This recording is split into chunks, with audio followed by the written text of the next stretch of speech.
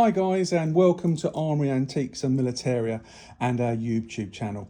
Today we're going to be speaking about World War One Tommy helmets, Brodie helmets. I've got a couple in front of us here and we thought we'd show you because they're actually getting quite rare nowadays.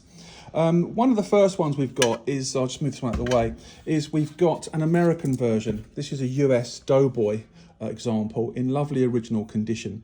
See, it's got the rivet at the top, really nice finish. Hasn't been refinished at all, got a nice turned over lip. You get raw edged ones as well as lipped ones as well. But the nice thing about this one is it's got its original liner. And it's really good to see, you know, the original leather and the materials inside. These often are perished or simply rot away because of storage. And what's particularly nice about this one, if I just gently tease open the liner, I'll try and show you guys because it's interesting. We've got a full maker's mark in here and also a date.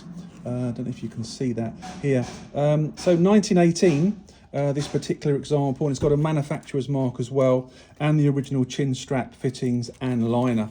So really nice object to have. Clearly, you know, as I said, these helmets are quite rare.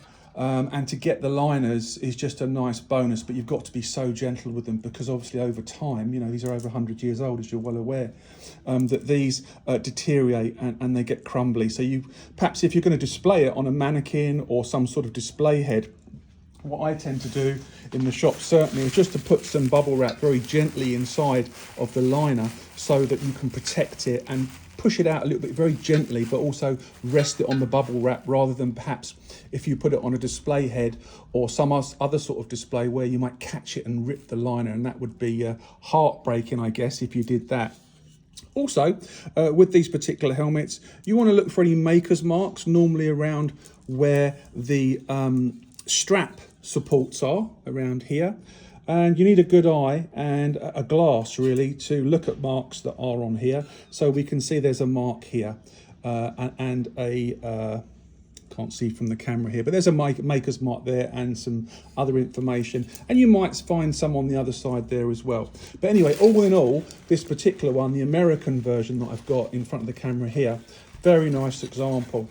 And the World War One and World War Two helmets are quite easy to differentiate because if I hold it on its edge here, you'll find that it has a lot more of a shallow bowl on the Brodies on the World War Ones than the World War Two helmets. The World War Two ones are nothing like these if you can compare and contrast them. They're quite flat in their appearance, as you can see in the camera.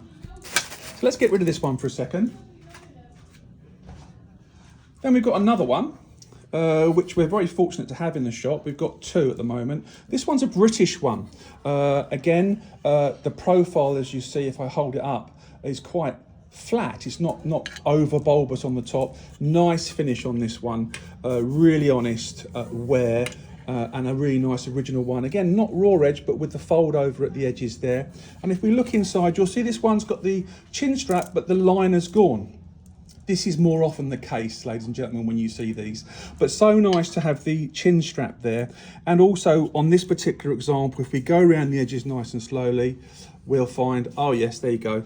We've got a maker's mark. And there may be some other marks on the helmet, but it just requires you to take your time and have a look.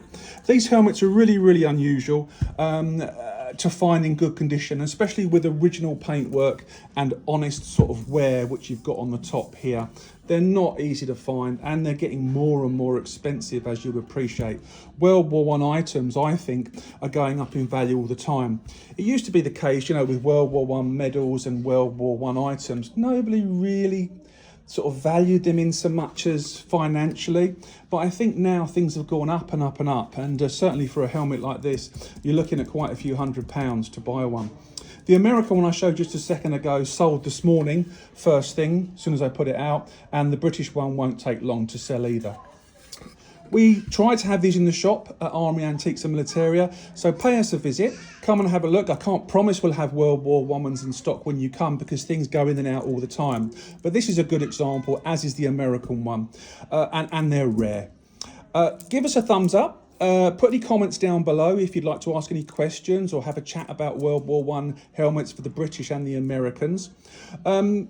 Any sensible comments and friendly comments we'll reply to. As I've said in my previous videos, any stupid comments or, you know, provocative comments, we just delete and block you, so don't bother.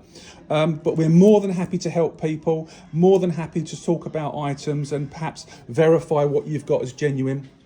And indeed, keep checking us out. We're going to do a video every day, or at least 1 or 2 every day, and just to really sort of help collectors and investors and people who have an interest in history.